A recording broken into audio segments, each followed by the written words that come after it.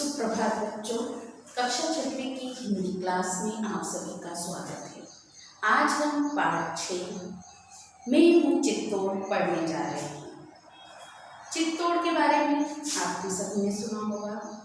जो चित्तौड़ राजस्थान में है, हमारे देश में जो सभ्यता है वो कई सालों पुरानी सभ्यताएं हैं। वहाँ राजा महाराजा सभी रहते थे। अलग अलग राज्यों में जो किले बने हुए हैं या अलग अलग राज्यों की अपनी अपनी एक कहानी है। हमारे देश की अपनी अलग ही सभ्यता है। हमारे देश पहले सोने की चिड़िया कहलाता था, पर कई दूसरे देशों के जो लोग थे, जैसे अंग्रेजों ने, पुर्तगाली, कई लोगों ने हमारे देश पर आक्रमण करा और हमारे देश पर कब्जा कर लिया। और फिर यहाँ की सभ्यता संस्कृति के साथ उन्होंने अपनी सभ्यता संस्कृति को लाने के लिए उसको बहुत दमन करा, उस पर लोगों पे अत्याचार करे। लेकिन इतना सब होने के बाद जब हमारा देश आज़ाद हुआ, आज़ाद होने के बाद कई लोगों ने इसमें बलिदान दिया है। फिर भी इससे जुड़ी हमारे देश की कई कहानियाँ, अलग अलग राज्यों की, अलग अलग जगह की अलग अलग कहानियाँ हैं। और आज हम उसमें चित्तौड़गढ़ की कहानी लेकर आए हैं। आप सभी ने बहुत सारे किले देखे होंगे, जैसे दिल्ली का लाल किला, लेकिन जो चित्तौड़ है वो किलों के ही लिए प्रसिद्ध है। वहाँ बहुत सारे किले हैं और कैसे वहाँ पर किले बने हैं, वहाँ की क्या कहानी है, वो आज हम मैं हूँ चित्तौड़ नामक पाठ में पढ़ेंगे। और वहाँ पर कितना लोगों ने बलिदान दिया, वहाँ के लोग कितने स्वाभिमान थे, वहाँ की महिलाएं, वहाँ के बच्चे कितने वीर और स्वाभिमानी थे, इसके बारे में भी हम अध्ययन करेंगे। तो चलिए हम पढ़ते हैं पाठ मैं हूँ चित्तौड़। भारत एक प्राचीन सभ्यता है। इसका इतिहास विशाल है। अनेक आक्रमणकारियों ने भारत को लूटा। भारत में ऐसे अनेक स्थान हैं जिसमें इतिहास की महत्वपूर्ण घटनाएं घटी हैं। उन्हीं में से एक है चित्तौड़गढ़। और इस पाठ में चित्तौड़ के गौरवशाली इतिहास को संवारा गया है। इसे आत्मकथा के रूप में प्रस्तुत किया है, अर्थात चित्तौड़गढ़ अपना इतिहास स्वयं बता रहा है। इस पाठ में चित्तौड़ अपना इतिहास बता रहा है, अपने बारे में बता रहा है, इसलिए ये पाठ एक आत्मकथा के रूप में है। इसमें ऐसी अनेक घटनाएं हैं जिन्हें आपने पहले भी सुना होगा, लेकिन इन्हें वर्णन इस पाठ में मिलेगा। पढ़कर आप लोगों को भी अपने इतिहास पर गर्व होगा। तो शुरू करते हैं। मैं हूँ चित्तौड़, अजर अमर अमीर चित्तौड़। मैं वही चित्तौड़ हूँ जिसने कितने ही युग देखे, कितने ही उतार चढ़ाव देखे और आनंद और प्रेम की हंसती खिलखिलाती सुबह देखी, तो दुख और निराशा से भरी उदास शाम भी। मैं वही चित्तौड़ हूँ जहाँ के शासक अपने आप को एकलिंग जी का प्रतिनिधि मानते हैं। मैं वही चित्तौड़ हूँ जिसके किले को संसार के सबसे प्राचीन, सबसे युद्ध किले के रूप में जाना जाता है। मैं अपने पुत्र पुत्रियों के साहस, शौर्य और बलिदान पर गर्व करता हूँ और अपने भव्य समृद्ध इतिहास और उज्जवल परंपरा के स्तंभ पर अपना प्रशस्त ललाट लिए आज भी खड़ा हूँ। यहाँ पर चित्तौड़ खुद अपने बारे में बता रहा है कि मैं वही चित्तौड़ हूँ जिसने कई हंसती खिलखिलाती अगर सुबह देखी है तो कई उदास और गम से भरी हुई शाम भी देखी है। यहाँ पर हर तरह के उतार चढ़ाव आते रहे हैं। यहाँ की जो सभ्यता है वो बहुत ही प्राचीन है।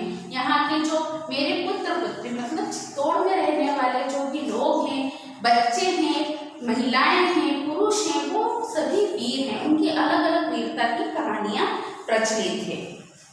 आपने मेरे विषय में कितने ही किस्से, कितने ही कहानियां वो गीत सुने होंगे, पर मन नहीं भरा होगा। तो सुनिए मेरी सच्ची कहानी, मेरी ही जुबानी। यहाँ पर चित्तौड़ अपनी कहानी अपने ही तरह से बता रहा है। मेरे अस्तित्व के विषय में सभी के मन में प्रश्न उठता है कि इतना भव्य, इतना विशाल, अभेद्य दुर्ग कब, किसने और कितने समय में बनाया होगा। इन प्रश्नों का सही उत्तर किसी के पास नहीं है।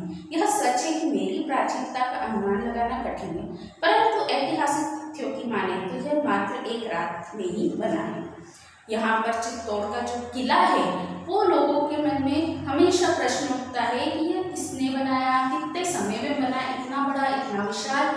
तो यहाँ पर चित्तौड़ बता रहा है कि अगर इतिहास का माने तो ये सिर्फ किला एक रात में ही बना हुआ है।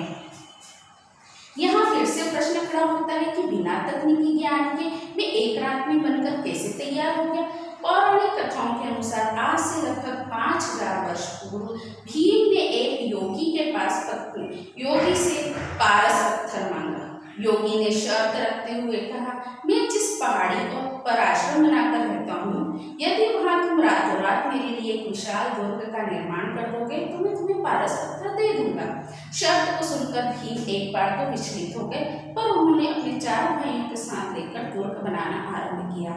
आधी रात होते होते दुर्ग का काम पूरा होने की स्थिति में था। यह देखकर योगी घबराया। वह अपने शिष्य यति कुकड़ेश्वर से बोला, तुम समय से पूर्व ही मुर्गे की तरह बांग लगा देना। भीम समझेगा सुबह हो गई और वो काम रोक देगा। मैं उससे कहूंगा कि शर्त हार गया। इस तरह अपना पारस पत्थर भी बच जाएगा और दुर्ग भी बन जाएगा। कुकड़ेश्वर ने ऐसा ही किया। भीम मेरा दक्षिणी हिस्सा बना रहे थे। मुर्गे की बांग सुनकर उन्होंने काम रोक दिया और गुस्से से भरकर उन्होंने पूरी ताकत से एक लात जमीन पर दे मारी। इससे पहाड़ी हिल गई और एक बड़ा सा गड्ढा बन गया। एक जो व्याख्यान यहाँ पर मिल रहा है कि इतिहास में बताया है कि एक योगी से जब भीम ने, आपको मालूम है कि भीम कौन थे, 5 पांडव जो थे उनमें से एक भीम भी थे। और भीम ने जब एक योगी से पारस पत्थर मांगा था जो बहुत कीमती होता है, तो उन्होंने कहा था कि तुम एक रात में यहाँ पर किला बना दोगे तो मैं तुम्हें ये पारस पत्थर दे दूंगा। और वो अपने 4 भाइयों के साथ मिलकर किला बना रहे थे, लेकिन जैसे ही उन्हें पता चला कि किला आधे से ज़्यादा बन चुका है तो वो घबरा गए और उन्होंने अपने शिष्य से कहा कि तो सुबह पहले घड़ी नहीं होती थी, सिर्फ मुर्गा बांध देता था तो समझ में आ जाता था कि सुबह हो गई। और जैसे ही मुर्गे ने बांध दी, उनके शिष्य ने मुर्गा बनकर बांध दी, तो भीम को बहुत गुस्सा आया कि सुबह हो गई और मेरा किला नहीं बन पाया है। तो उन्होंने उस पर जमीन पर जोर से एक पैर मारा और वहां पर गड्ढा हो गया।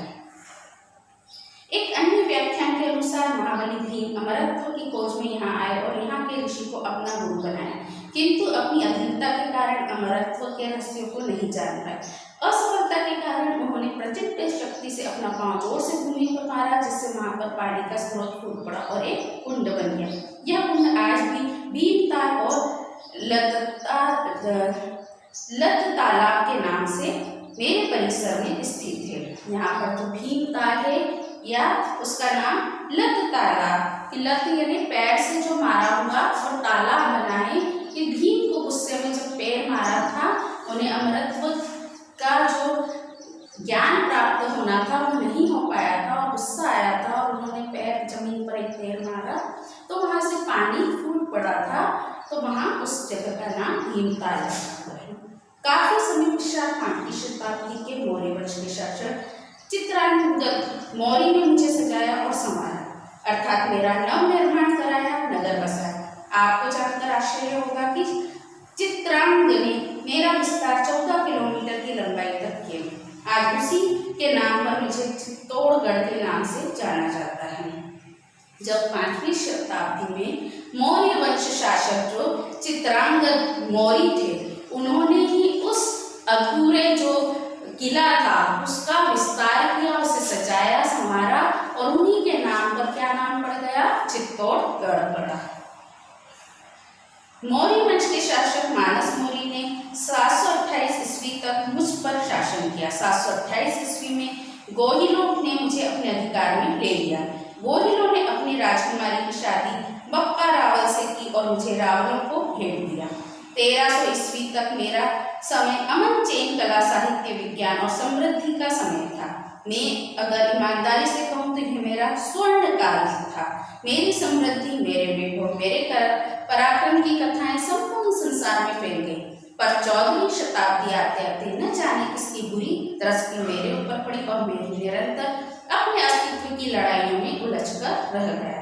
यहाँ पर जो 5वीं शताब्दी से जब मौर्य वंश शासकों ने राज्य करा, उसके बाद यहाँ पर रावणों ने राज्य करा। रावणों से के बाद उन्होंने रावणों के बाद 1300 ईस्वी तक बहुत अच्छा समय चित्तौड़ का बीता। वहाँ पर अमन, चैन, सुख, शांति, समृद्धि सभी थे। साहित्य, संगीत सभी का विस्तार दिनों दिन होता जा रहा था। लेकिन 14वीं शताब्दी तक आते आते वहाँ पर किसी की ऐसी नजर लगी कि फिर उसका अस्तित्व खतरे में आ गया था। सन 1303 में मेरे स्वामी राणा रतन सिंह ने किसी विद्रोही सरदार को अलाउद्दीन खिलजी से मेरी स्वाभिमानी महारानी पद्मिनी की सुंदरता का बढ़ चढ़कर बखान किया, जिसके कारण लंपट खिलजी महारानी को पाने का ख्वाब देखने लगा। यहाँ पर जो राणा रतन सिंह थे, उन्होंने अलाउद्दीन खिलजी जो एक विद्रोही था, एक मुस्लिम था, उसके अब पद्मावती रानी की सुंदरता का बहुत ही सुंदर थी, तो उनका इतना बढ़ चढ़कर बहुत सुंदरता का वर्णन करा, तो वो उन्हें पाने के लिए उतावला हो गया कि अब वो उनको पाना चाहता है। और यहीं से कहानी शुरू हुई। चित्तौड़ की अस्तित्व जो खतरे में आया, उसकी कहानी शुरू होती है। उसने खूब प्रयास किए पर वो सफल ना हो सका। सर्दियों में वह एक विशाल सेना के साथ मेरे चारों तरफ घेरा डालकर बैठ गया, जिससे मेरे किले के अंदर आने वाली रसद बंद हो गई। जो खाने पीने का सामान था वो बंद हो गया। वो सर्दियों के समय वहां पर चारों तरफ किले के आसपास अपने सिपाहियों को लेकर बैठ गया और वो रानी को पहना चाहता था, लेकिन वहां किले का दुर्ग में अभेद्य था, मतलब वहां वो कोई जा नहीं सकता था। उसको इस तरह से बनाया था कि वहां पर अंदर जाना बहुत ही मुश्किल था, तो इसलिए वो चारों तरफ घेर कर बैठ गया किले को, और वहां जो खाने पीने का सामान अंदर जाने वाला था वो भी बंद हो गया।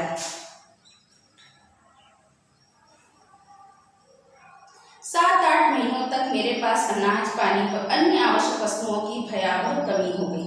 विवश होकर मेरे स्वामी राणा रतन सिंह ने किले के दरवाजे खोल दिए, शत्रुओं का युद्ध के लिए आह्वान किया।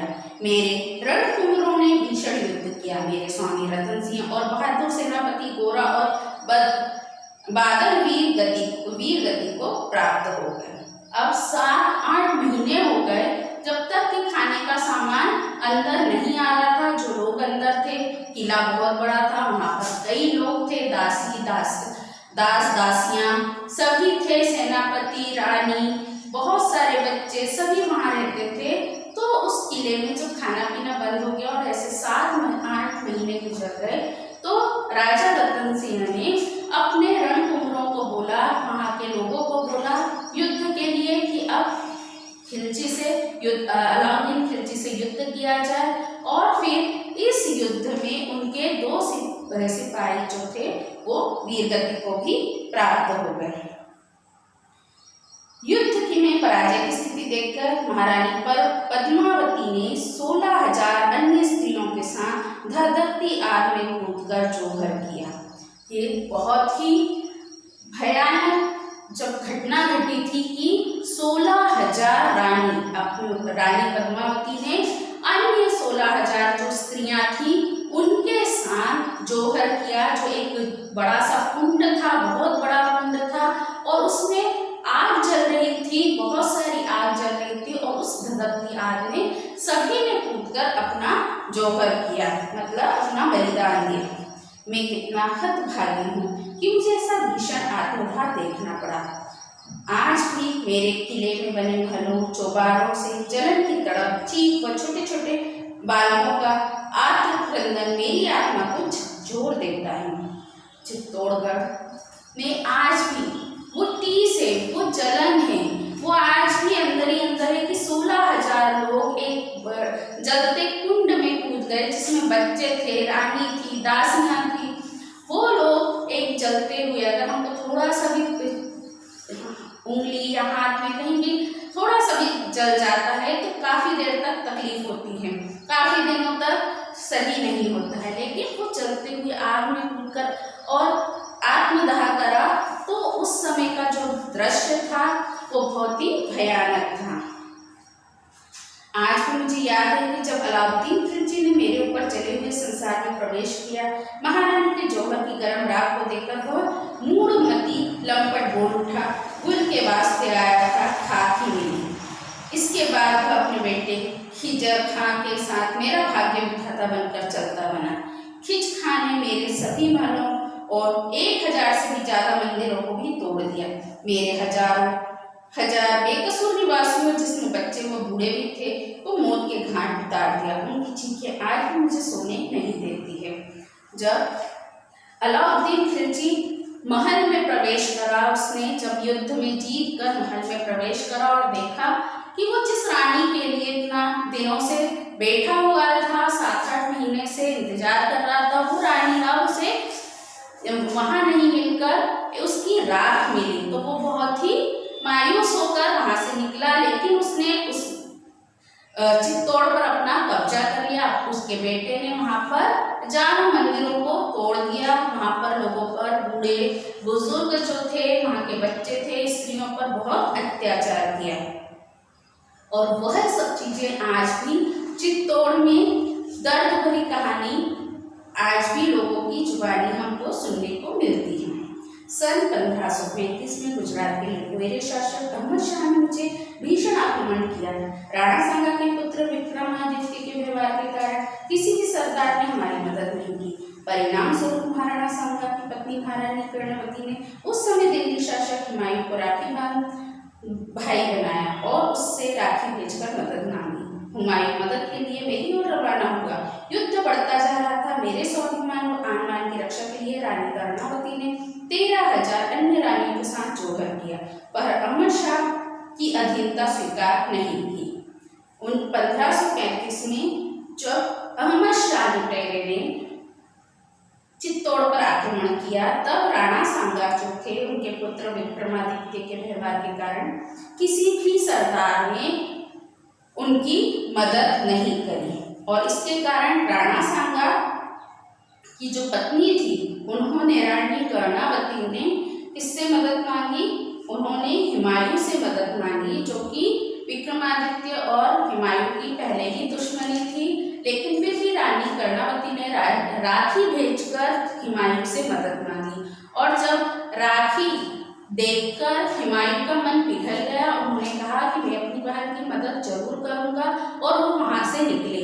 लेकिन तब तक युद्ध बहुत बढ़ता जा रहा था और अहमद शाह की जो गुलामी थी वो स्वीकार करना नहीं चाहती थी। रानी उसके अपने अस्तित्व को खत्म कर देना चाहती थी, लेकिन उसकी गुलामी स्वीकार नहीं करना चाहती थी। इसलिए उसने भी 13,000 स्त्रियों के साथ जोहर किया, मतलब वो भी जलते हुए आग के कुंड में कूदकर आत्मदाह कर लिया। और चित्तौड़ आज भी उस दर्द से गुजर रहा है। ठीक इसी प्रकार 1576 में अकबर ने मुझ पर आक्रमण किया। उस समय महाराणा प्रताप की पत्नी महारानी फूल कंवर ने हजारों महिलाओं के साथ जोहर कर मेरी मर्यादा की रक्षा की। 1578 में महाराणा उदय सिंह ने अकबर की संधि की और मुझे छोड़कर उदयपुर में अपनी राजधानी बना लिया। युवा प्रताप इसे भुला नहीं पाए, अतः सरदारों ने महाराणा प्रताप को चित्तौड़ के शासक घोषित कर दिया। यही मेरी तलहटी में रहते हुए भी उन्होंने 2 युद्ध अकबर से लड़े। अंतिम लड़ाई हल्दी घाटी में लड़ी गई। यह युद्ध प्रताप की वीरता और पराकाष्ठा के लिए जाना जाता है। भारत के इतिहास में यह सबसे भीषण युद्ध के रूप में प्रसिद्ध है। मेरे ऊपर 3 भीषण आक्रमण हुए, पर तीनों ही बार मेरे वीर स्वाभिमानियों और सेनानियों ने सदैव अनगिनत बलिदान देकर मेरी रक्षा की। मुझे शत्रुओं को लुटेरों के चंगुल से छुड़ाया। न केवल महाराणाओं ने, बल्कि रानी महारानियों, वीर सरदारों, सेनापतियों ने भी अदम्य साहस व शौर्य का परिचय देते हुए वीरता की मिसाल प्रस्तुत की। यशस्वी कालजयी महाराणा प्रताप में कौन नहीं जानता। आज पूरे विश्व के इतिहास में उनके जैसा वीर योद्धा, त्याग, मूर्ति, बलिदान, देशभक्त और मातृभूमि की पुजारी मिलना कठिन है। क्या बताऊं, मेरे कण कण में पग पग पर शूरवीरता की गाथाएं गूंजती हैं, आख्यान सुनाई देती है। मेरा नाम केवल पराक्रम, शौर्य और संघर्ष के कारण ही नहीं है, पर मेरी पहचान प्रेम दीवानी मीरा, अद्भुत दासी भामाशाह और अपने पुत्र का बलिदान कर राजवंश की रक्षा करने वाली धाय माँ पन्ना, स्वाभिमानी भक्ति का प्रतीक चेतक, विद्वता, कला, साहित्य और मेरे प्राकृतिक सौंदर्य के कारण भी। यहाँ पर चित्तौड़ ने बताया कि उनके ऊपर 3 बड़े बड़े आक्रमण हुए, लेकिन कभी भी स्वाभिमानी स्त्रियों ने किसी भी जो आक्रमणकारी थे उनकी दासता स्वीकार नहीं करी और हमेशा जोहर कर चित्तौड़ के स्वाभिमान की रक्षा करी। यहाँ पर वीर प्रताप जो राजा थे, महाराणा प्रताप, उनकी आज भी बातें हम सुनते हैं, उनकी कहानियां आज भी सुनते हैं। उनके चेतक घोड़ा, जो भी चेतक घोड़ा था, वो भी बहुत ही स्वाभिमानी था, वो बहुत ही वफादार था। अपने स्वामी के लिए उसने बहुत अपना बलिदान भी दिया है। यहाँ पर धाय माँ पन्ना, जिन्होंने एक अपने बच्चे के लिए अपने प्राणों का त्याग करा, तो इन सभी की त्याग की कहानियां हमें सुनने को मिलती है। मेरे अभिमान का सबसे बड़ा चिन्ह है विजय स्तंभ। इसका निर्माण महाराणा कुंभा ने मालवा के शासक महमूद शाह खिलजी पर विजय प्राप्त करने के उपलक्ष्य में 1448 और 1458 के मध्य कराया था। वास्तुकला की दृष्टि से यह अद्भुत है। प्रत्येक मंजिल पर झरोखे हैं, जिसके कारण इसमें प्रकाश रहता है। इसमें भगवान विष्णु के विभिन्न रूपों, अवतारों के अलावा ब्रह्मा व शिव की मूर्तियां भी हैं। रामायण और महाभारत कालीन घटनाओं में दिखने वाली मूर्तियां ही स्थापित है। वर्तमान में इसका गुंबद क्षतिग्रस्त हो गया है। यहाँ चित्तौड़ बोलते हैं, मेरा सबसे बड़ा जो अभिमान है वो है विजय स्तंभ, जो कि यहाँ के जो राजा थे महाराणा कुंभा, उन्होंने महमूद शाह खिलजी पर जब विजय प्राप्त करी थी, तब उन्होंने विजय स्तंभ बनाया था। और यहाँ पर विजय स्तंभ में विष्णु के अलग अलग रूपों की कहानियां हैं, उसके साथ ही ब्रह्मा शिव की मूर्तियां भी मिलती हैं। मेरे परिसर में जोहर स्थल, कुंभा महल, पद्मिनी महल, मीरा मंदिर, कुंभ स्वामी का मंदिर, राणा सांगा का देवरा, भामाशाह की हवेली आदि है, जिन्हें देखने के लिए आज भी पूरे संसार में लोग दौड़े चले आते हैं। 7 दरवाजों से घिरे मेरे परिसर में 7 विशाल दुर्ग हैं। इनमें कोई भी पार नहीं कर सकता। बिना दरवाजा खुले कोई मेरे अंदर नहीं आ सकता। चलते चलते एक बात आपसे अवश्य कहना चाहूँगा कि मेरी पावन धरती ने हमेशा अन्याय, शोषण, अत्याचार व अनाचार के विरुद्ध संघर्ष किया है। ये चित्तौड़ बताता है कि उसने बहुत ही अन्याय, अत्याचार का संघर्ष करा, लेकिन अपना स्वाभिमान कभी नहीं खोया। यहाँ के लोगों ने अपने स्वाभिमान के लिए अपने प्राणों का हंसते हंसते बलिदान दिया। यहाँ चाहे राजा हो, चाहे रानी हो, चाहे दासियां हो, चाहे माँ पन्ना धाय जैसी जो बच्चों को संभालती हैं, जिसे हम आज नैनी बोलते हैं इंग्लिश में, लेकिन पन्ना धाय माँ ने भी अपने स्वामी के बच्चे के लिए अपने प्राणों का बलिदान दिया, अपने बच्चे का बलिदान दिया। ऐसे वीर लोगों की, जो हमारे देश के वीर महापुरुष हैं, वीर स्त्रियां हैं, ऐसे लोगों की जन्मभूमि चित्तौड़गढ़ है। तो हमने चित्तौड़ के यहाँ पर स्वाभिमान की, उसके आत्मसम्मान की कथा पढ़ी है। अब आप लोग इसके शब्दार्थ याद करेंगे और इसके प्रश्नों के उत्तर आप लिखेंगे। धन्यवाद।